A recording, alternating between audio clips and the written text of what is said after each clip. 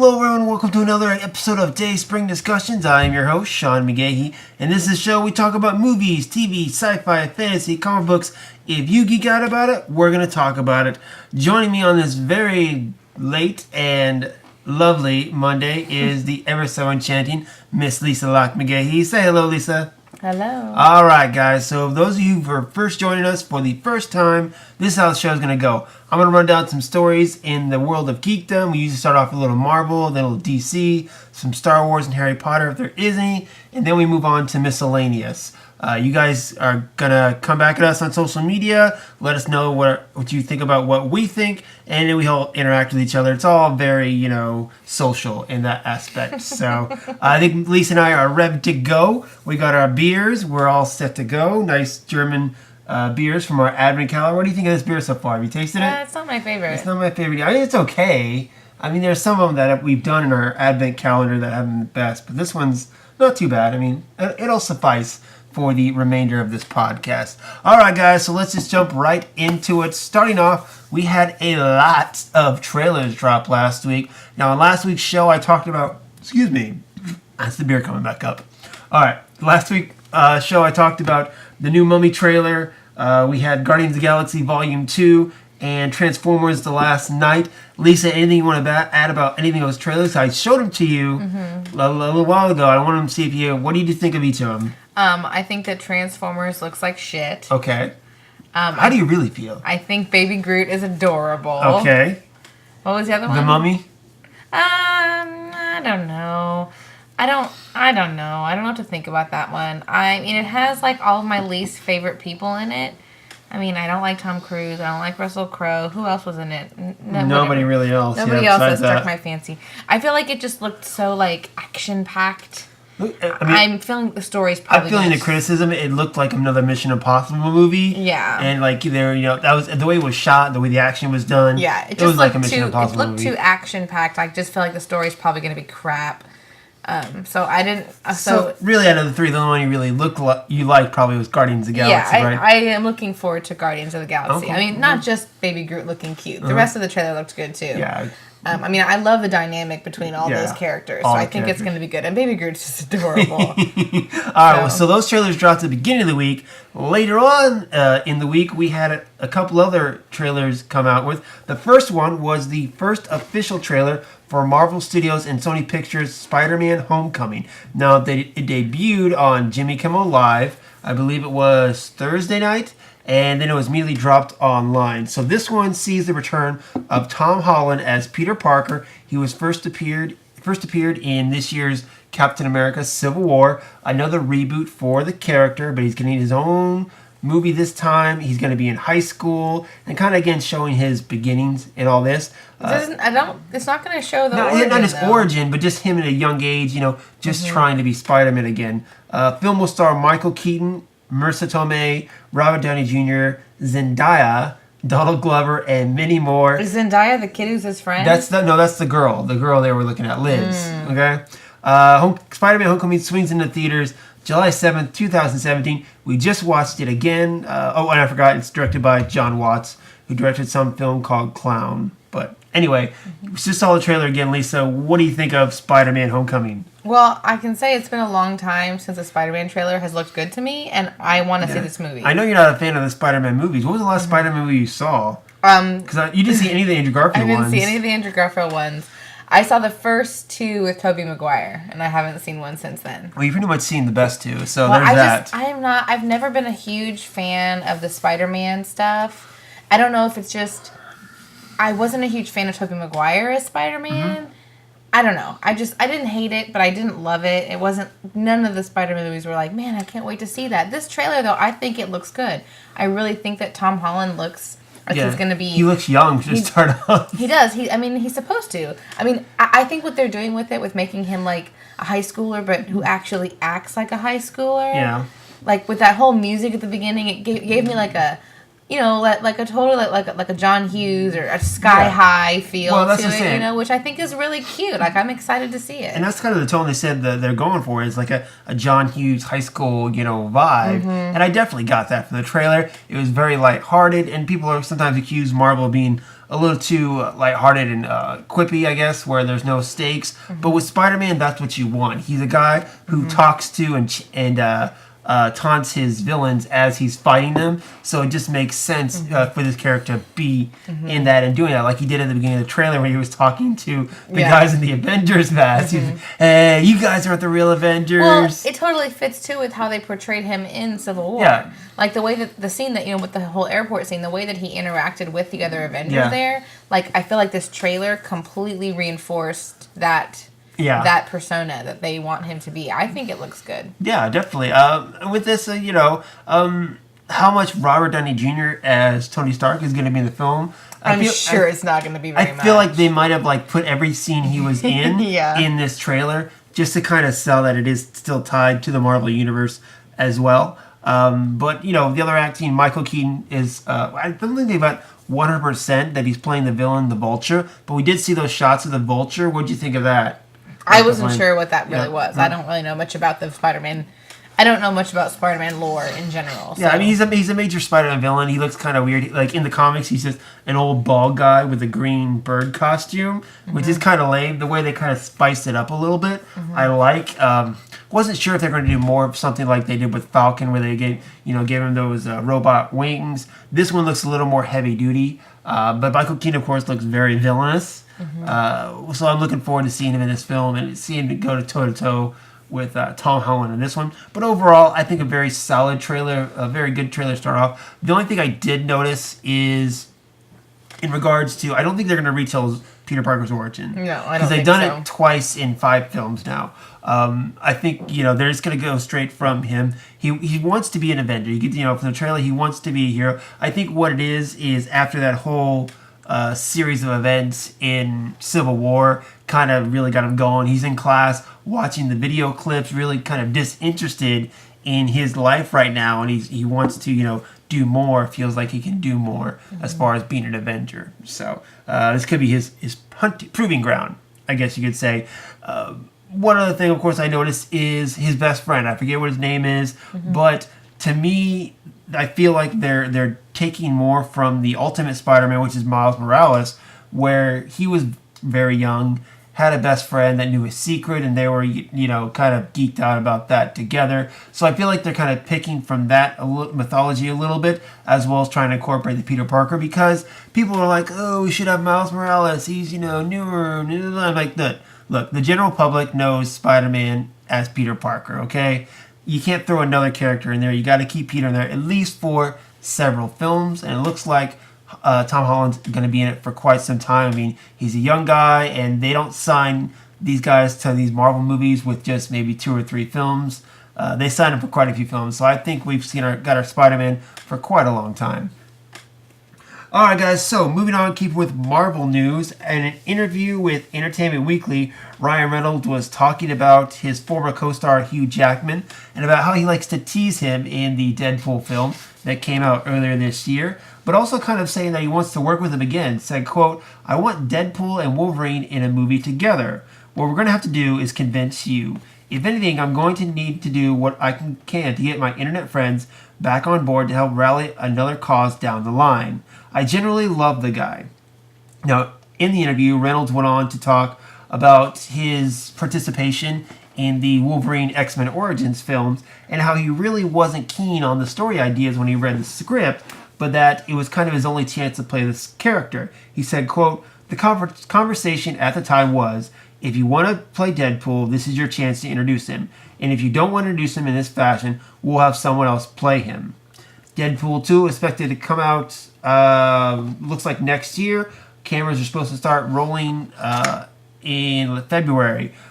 So there you go. Ryan Reynolds, he poked quite a bit of fun of Hugh Jackman in Deadpool, which was quite comical for most of us. But putting this version of Deadpool against Hugh Jackman's Wolverine would be something a little different than what we got in X-Men Origins. But also the like you said, the kind of the hurdle is that after this next film, Logan, that comes out next year, Hugh Jackman said he's done playing Wolverine. He's done with the character.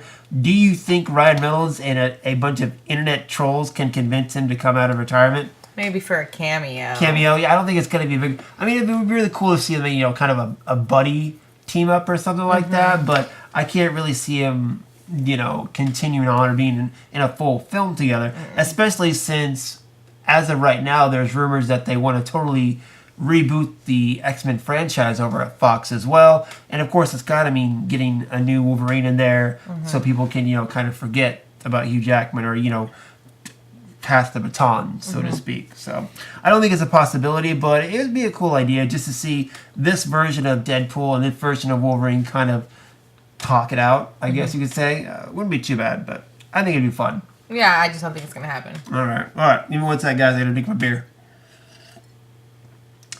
Tasty. Okay, moving on. That's enough for the Marvel news. We're going on now to DC news. I only got one little brief thing here. Warner Brothers has officially announced a release date for their upcoming Aquaman film starring Jason Momoa. The official date is going to be October 5th, 2018, and that's going to be their fourth upcoming film, with Wonder Woman set to come out June 2017, Justice League to come out November 17th, 2017, and Flash to come out March 16th, 2018.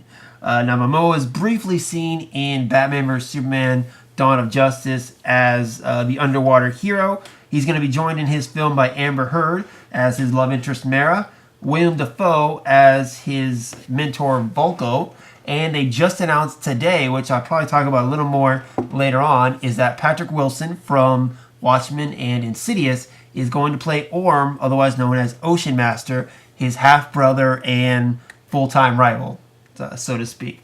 Aquaman is going to be directed by Fury 7 director Jason Wan, and it's set to come out, like I said, October 5th, 2018. So there you go. Official date for Aquaman, all set to go. It's only a matter of time before they start rolling those cameras. What do you think about the release date, of course, and maybe even Patrick Wilson being in this film as well as kind of the villain? I don't know who Patrick Wilson is. He was in Aquaman. He played a Night Owl in Watchmen as well. Tall guy, kind of got a, whatever. Anyway, they're set already for their fourth film. Do you think it's a good idea to set a release date for this film if their cinematic universe is still a little shaky? Who cares? Setting a release date doesn't mean anything. They get changed all the time. I mean, I don't know. You know how I feel about the DC universe. I have very little faith. I'm hinging a lot on how Wonder Woman does with my expectations for future DC films. Mm-hmm. I mean, I know you really like Aquaman, and so I'm sure. Yes, he's one of my favorites. Right, you have really. He's right there. See, he's up right there. Yes, he is on the shelf. He is right there on the shelf. So I know you have really high hopes for this film. Wow. Hopes, not expectations. Okay. High hopes. Good wording. I know. I choose my words carefully. I hope that it lives up to what you want it to be. I feel like it won't. Yeah. I know how you had high hopes for the Superman, and you haven't been very impressed with those. Mm-hmm. And, you also have always really liked Aquaman, and I don't know. I guess we'll see. I reserve any judgment on future DC films until I see Wonder Woman. Mm-hmm. I think if they can do it, if they can make Wonder Woman a good film, then I will maintain my cautious optimism for the rest of the DC films coming out.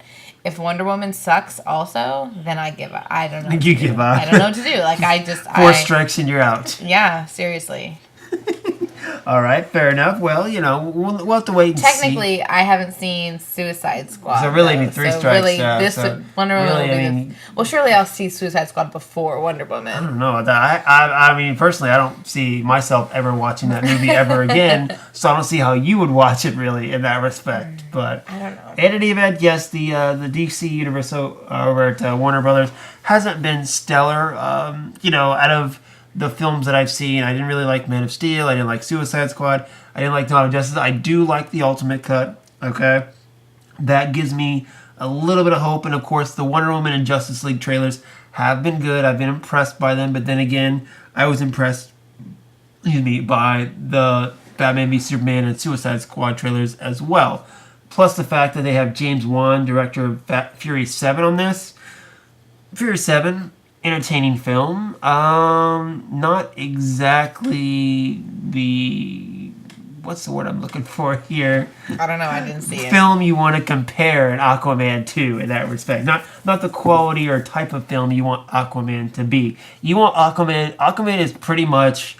It's Thor underwater, because I was talking about Orm and Ocean Master, his half-brother, who they fight over control for the throne of Atlantis. It's very much, in keeping with Thor and Loki in that respect. Brothers fighting over power. And James Wan, not exactly a guy I can see pulling off that kind of story. But, who knows? Everyone, couldn't believe that the Russo brothers, came from a comedy background and pulled out Captain America, Winter Soldier. So we can be surprised. We'll just have to wait and see about that one. So, all right, guys. So that was our only piece of DC news. No Star Wars news, except the fact that in 3 days from now, we will be walking out, or probably have already on our way home from seeing Star Wars Rogue One. Lisa, how excited are you? I'm pretty freaking excited. Yeah. Personally, now last time I reported, I hadn't finished Rogue One Catalyst, and now I have. And reading that book got me more excited for the film. Plus, this last Saturday they had the world premiere in Los Angeles, where they live streamed that on StarWars.com, and I saw that and got everyone get excited. And as of right now, from everything I'm hearing on social media, it's getting pretty good reviews. So the review embargo lifts, I believe, tomorrow. So that's when we're really going to start to see some information about what people thought about the film. And we'll just have to wait and see. But I'm getting excited about it. I know. I can't believe it's already. It'll be great. It'll be great. All right. So that's the only piece of Star Wars news. We got no Harry Potter news that I know of, unless you have anything to talk about. Nope. Okay. Moving on to miscellaneous, guys. The next trailer we're going to talk about, 20th Century Fox has debuted the first trailer for their third film in the Planet of the Apes franchise, War for the Planet of the Apes. Caesar and his apes are forced into a deadly conflict with an army of humans led by a ruthless colonel, played by Woody Harrelson. After the apes suffer unimaginable losses, Caesar wrestles with his darker instincts and begins his own mythic quest to avenge his kind. As the journey finally brings them face to face, Caesar, played by Andy Serkis, and the colonel are pitted against each other in an epic battle that will determine the fate of both their races and the future of the planet. The film is set to come out July 14th, 2017. You saw the trailer, Lisa. You haven't seen either of the two movies. No, I saw the first one. Did you see the first one with James Franco? Yeah. When did you see that? I don't know, but I've seen it. I know I watched it by myself, so how did you see it? I've seen it. Okay, all right. I've seen one of the ones that has Caesar. Okay, because the first one had James Franco, the second one did not. Okay, I don't know which one I saw, but I saw one. What was going on in one of them? I don't really remember. I wasn't all that interested in it. Okay. Well, the first one, Rise of the Planet of the Apes. I know there was a guy, and there was a woman that he liked. She was dark complected? I don't really remember that. Well, the first one I had to do, Rise of the Planet of the Apes, was when they were... No, it was the second one that I saw. Was it? Didn't the first one have Draco in it? Huh? Wasn't Draco in the first one? I think so, maybe. I don't remember, actually. I saw the second one. Maybe it was the second one. It was the one where there was basically... the second one, I forget the name of it, The second one, the apes were already, They already established their own colony. I saw that one. And there was kind of a civil war for power as well. They were, trying to, make peace, but it didn't... But it didn't work out. That's the one I saw. What's the name? Cujo? No, it wasn't Cujo. Whatever, the one... Yeah, his friend. Yeah. The not his friend, but the other one... Yeah, tried to start a war between... Right, yeah. That's the one I saw. He's the one that started the war, and this is the war. Okay. Yeah, that's the one I saw. Awesome. I'm awesome. Okay, so we got the third film now, and I gotta say, I'm not a fan of the older Planet of the Apes franchise. My dad, big sci-fi guru that he is, I've seen all of them because of him. To me, they don't really stand up. I think it's generational. Possibly. It's just like how people these days who see Star Wars aren't impressed. It's the same kind of thing. Those people are just dead inside. I'm just saying it's the same kind of thing. In any event, and I was kind of reluctant to see that first film, but everyone said, "Oh, it's so good, it's so good." And when I finally watched it, I was like, "Damn, that was good." So then then the second one came out, and I'm like, the first one was good, but I don't know about this one. And then "Oh no, it's good, it's good." And I saw it, I was like, damn, that was good. So now here we are, the third one, and I'm like, yeah, I'm psyched for this film, honestly, because the first two were of such high quality. I think this is going to be a great film, and hopefully it won't have the curse of the third film like most trilogies do. But from what I've seen of this trailer, I think it looks great. What do you think of it, Lisa? I mean, I think the trailer looks intense. Like, it looks like it's going to be a pretty heavy film. Yeah, I mean, well, we're getting to the war. You know, this is actually the war between the apes and the humans, and just the evolution of Caesar throughout this film franchise has been so great. You know, where in the first film, you know, he just kind of was learning his intelligence, learning the world around him, trying to deal with you know, everything, and and then in the second one, he was dealing with, you know, how to keep peace, because Caesar does want peace. He wants to live in harmony with the humans. I mean, there are several humans throughout his life, like such as the James Franco character and the one from the last film, I forget who played him, who there are good humans out there. There can be peace, but unfortunately there are many, not only bad humans, but also bad apes that just won't allow that because they have, you know, instincts. They think it's either them or the others, and that's just how it is. So I'm interested to see how Caesar is now going to deal, where he's avoided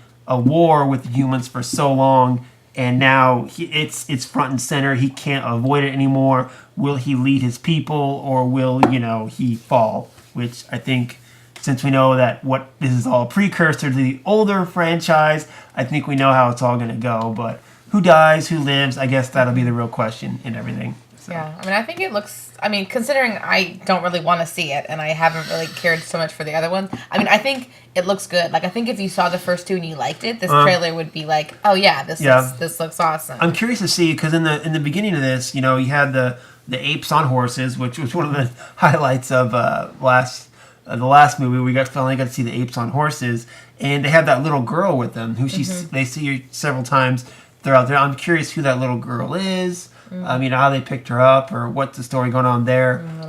Either way, I'm sure it'll be something pretty interesting.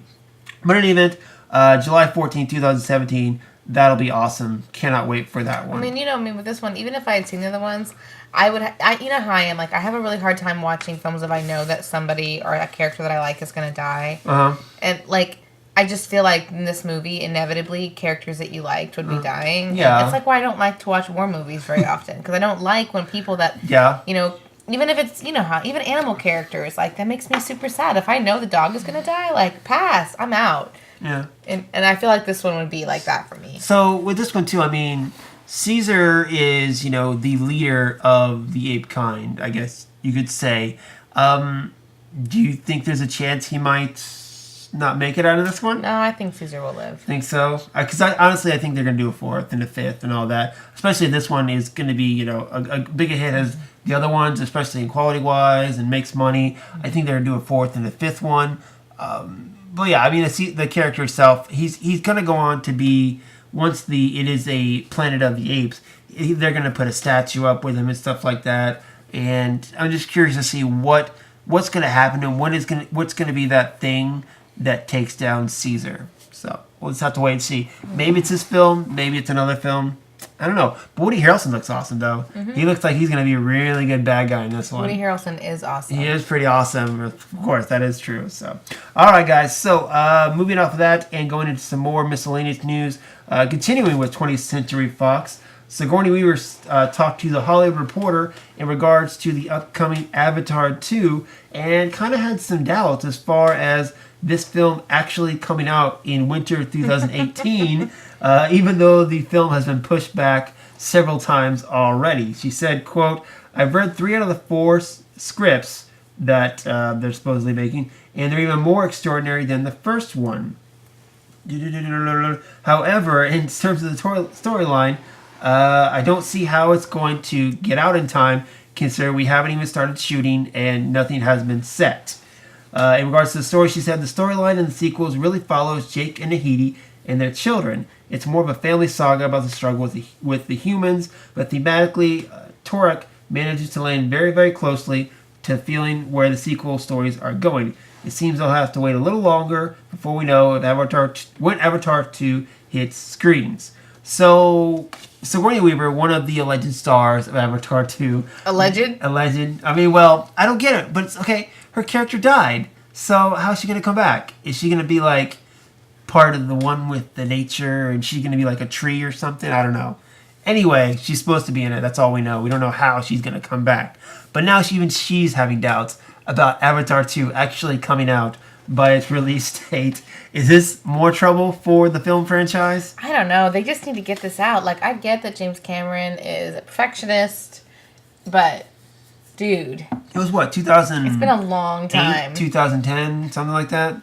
Something like that. It wasn't 2008. Oh, was it? No, it had to be... Was it before or after the accident? We lived in Chicago, so it had to be like 09 or 10, I think. One of the two. I think it was 09. Yeah, because it came out in December 2010. We were here, but December 2009 we were still in Chicago. So I think that's what it was. So yes, it's a shame. You know, I know James Cameron is this perfectionist and he wants to get everything right, and I'm sure it's going to be an awesome film. But every year they've waited, they've lost more and more momentum. Well, that's the thing. They're going to have to go into this. The momentum is gone. They're really going to have to approach this not as a sequel, as like, just like, you know what I mean? If they try to bank on the success of the first one, it's going to fail. Like, they're going to have to go into this advertising as if it was the first movie. They're going to have to go into this trying to get, youth and people to see it who don't even know what the first one is. Like, they really are going to have, if they go into this as a sequel, it's not going to fly. It has to be like, they're going to have to rebrand. Well, I've already heard they say I think they're going to re-release the first one in theaters again, just to kind of, get people talking about it, get the buzz going. But it's not going to be like it was, especially since Avatar has become one of those films that people like to hate on. You know, they like to hate on the unoriginality of it all. And don't get me wrong, it was visually breathtaking. But those same visuals, what is it? 9-10 years later, whatever, have become commonplace almost. Yeah. Especially with the 3D and all the visual effects, all the advances made with that. So, again, for this film to really be a success, it's got to take it up to that next level, which I'm not saying can't be done because it's James Cameron, okay? Right. He's always taking it to that next level with Terminator 2 and Titanic and the first Avatar. I mean, if he's waiting this long to make sure he gets it right, because he's not doing anything else. To my knowledge, he's done nothing else but Avatar since Avatar. So he's been working all these years to get the script right, to get the technology right, all this stuff. So I have no doubt in my mind it's going to be great.